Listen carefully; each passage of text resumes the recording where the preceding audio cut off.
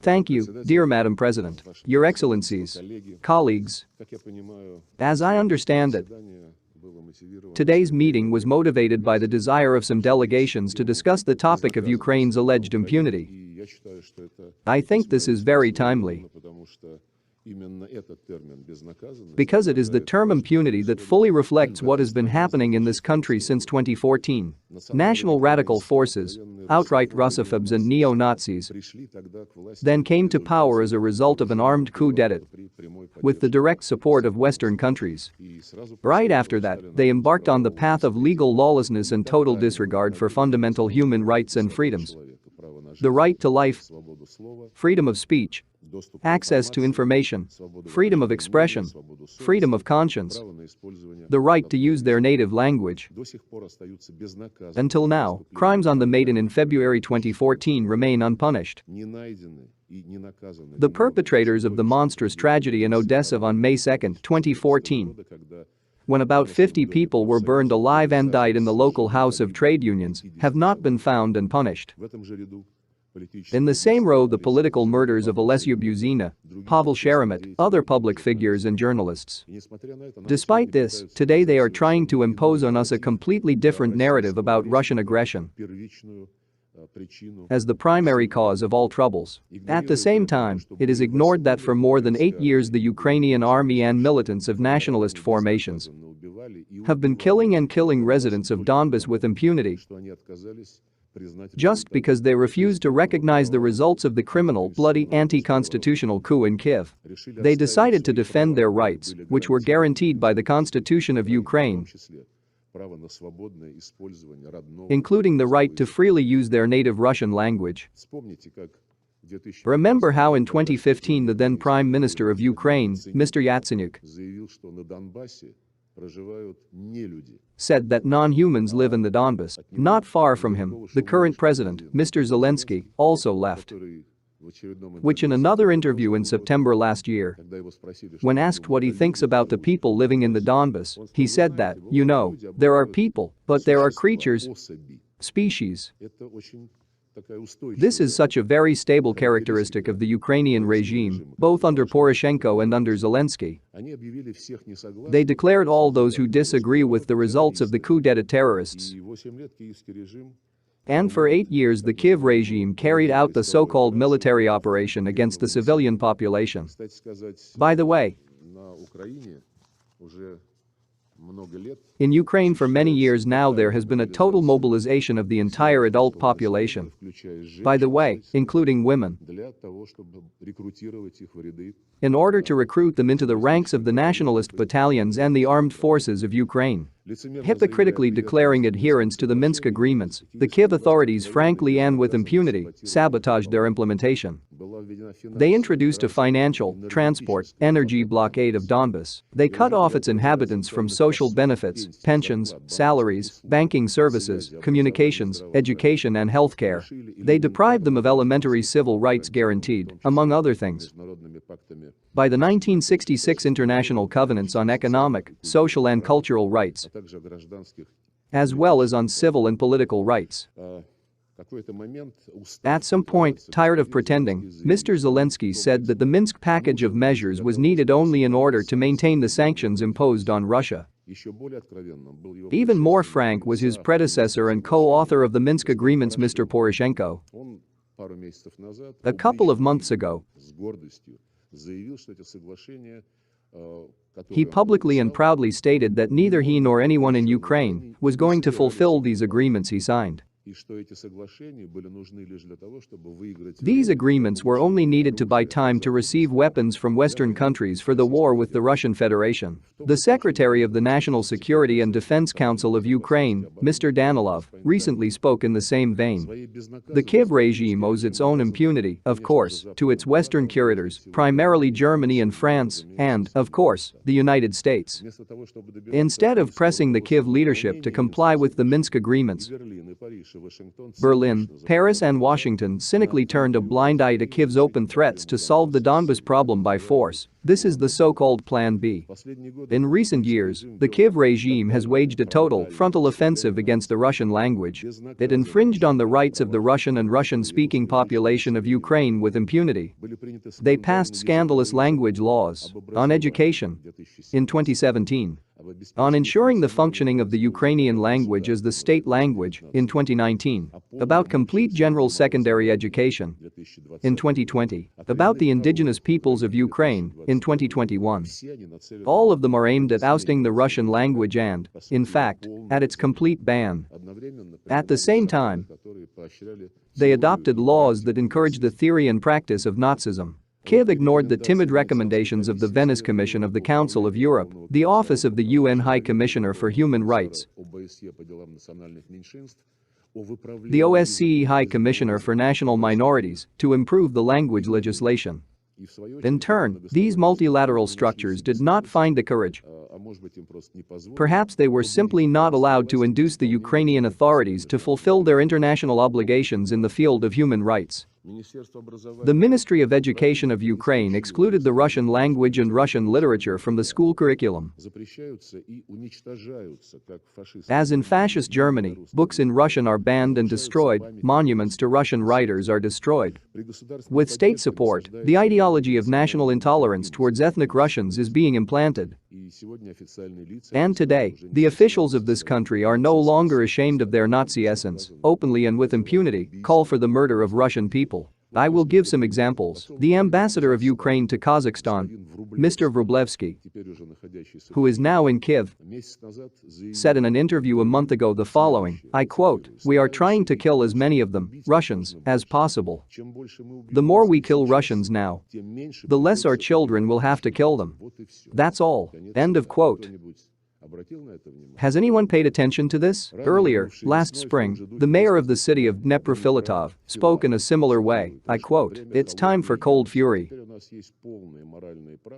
Now we have the full moral right to calmly and with a completely clear mind to kill these non-humans all over the world for an unlimited amount of time and in the largest possible quantities." End of quote. On September 13th of this year, quite recently, Mr. Danilov said, and I quote, "In those settlements where the Ukrainian military enters, the inhabitants will be Ukrainianized without taking into account their opinion. This will affect not only Russian people, but also representatives of other nationalities. If you have a desire to study additionally in some other languages, Romanian, Polish, Hebrew, then please, but not at the expense of our state. You can improve your education at your own expense." Is it necessary to say that all these Russophobic antics went absolutely unpunished? Here we are talking not only about Russophobia. He also spoke about representatives of other nationalities who live in Ukraine. And, of course, the apotheosis was an interview with Mr. Zelensky on August 5 last year, in which he advised everyone who feels Russian to leave for Russia for the benefit of their children and their grandchildren. Leave for Russia, he said. And it seems to me that the decisions that the residents of a number of regions of Ukraine have now taken to hold referendums are a response to his wishes. Under the guise of fighting allegedly against Russian aggression and separatism in Ukraine, the persecution of dissidents is intensifying. In March of this year, a ban was imposed on the activities of 11 political parties under the pretext of their ties with Russia. They have long closed the leading opposition TV channels in Russian. They block sites objectionable to their government.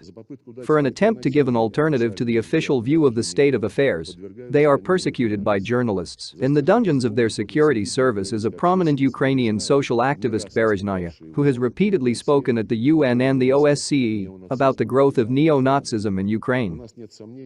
We have no doubt that Ukraine has finally turned into a Nazi totalitarian state, where the norms of international humanitarian law are violated with impunity. It is not surprising that the armed forces of Ukraine and nationalist battalions use terrorist tactics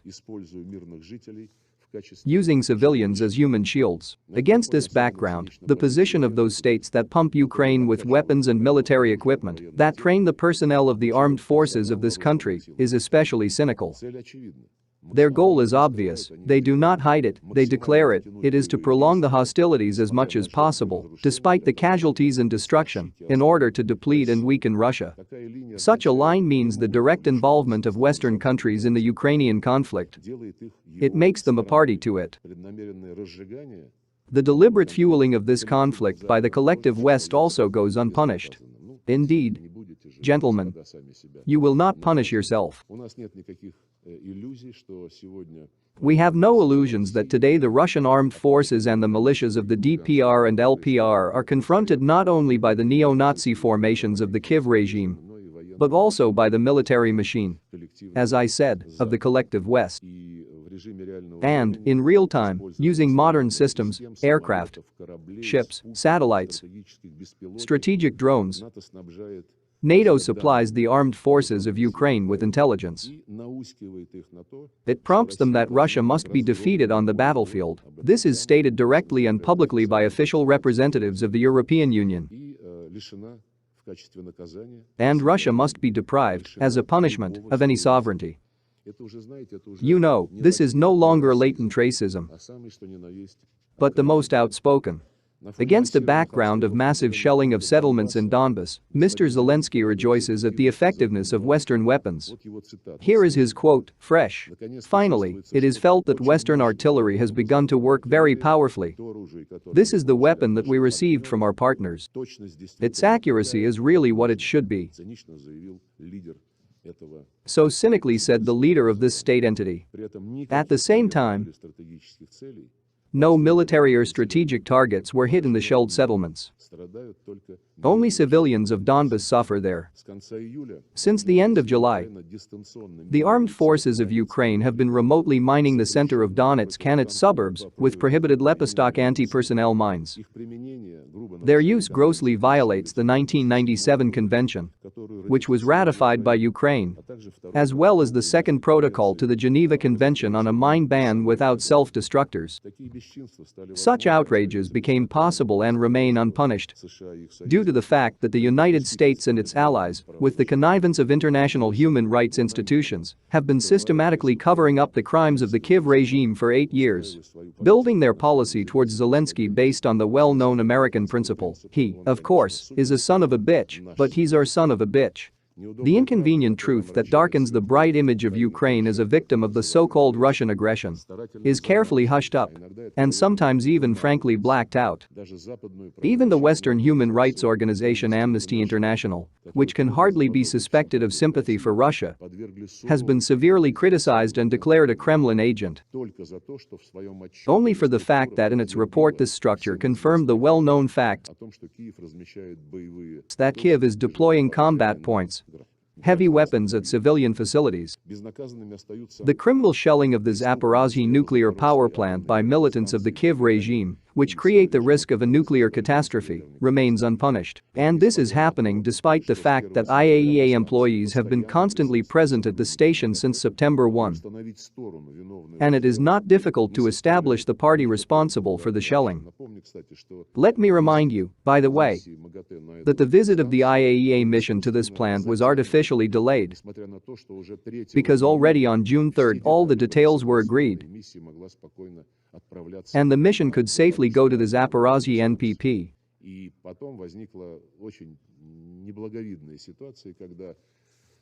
And then a very unseemly situation arose when the Department of Security of the UN Secretariat refused to agree to a specific route agreed upon by Russia and the IAEA. Then it began to declare that the IAEA will independently determine all the parameters of this mission. This not very clean undertaking delayed the visit of the Zaporozhye NPP by the IAEA mission for 2 months, even for 3 months, I beg your pardon. Since June 3, it's almost 3 months. We are deeply concerned about the fate of Russian servicemen who fell into the hands of Ukrainian nationalists. There is abundant evidence of their ill treatment, including extrajudicial killings, in violation of international humanitarian law. I am sure that those who are interested in real events in Ukraine have seen the video of the massacre of Ukrainian Nazis over Russian prisoners of war, who were thrown to the ground with their hands tied behind their backs and shot in the head. Did any of the countries represented here comment on this crime in any way? We have a lot of evidence of these and other criminal acts of the Kiev regime, which have been committed regularly since 2014. Russian law enforcement agencies, in cooperation with colleagues from the DPR and LPR, carefully record and investigate the facts of crimes. They established the involvement of more than 220 persons, including representatives of the High Command of the Armed Forces of Ukraine, commanders of military units who fired on civilians. Criminal cases are being investigated against citizens of Great Britain, Canada, the USA, the Netherlands, on the facts of mercenaries from them and their commission of criminal acts in Ukraine. I assure you that all those responsible, regardless of their nationality, will be held accountable. And I once again want to draw your attention to the following.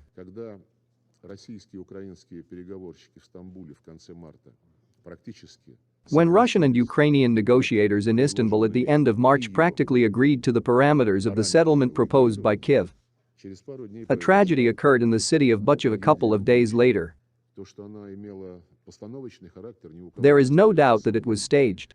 And I draw your attention, dear gentlemen, that immediately after this staging, Western colleagues raised a tantrum and introduced a new package of sanctions against the Russian Federation, accusing us unfounded of having committed the murders of civilians. Since then, when this propaganda effect was implemented, no one remembers this city of Bucha except for us. Once again, I am addressing you in the presence of the Secretary General and distinguished ministers.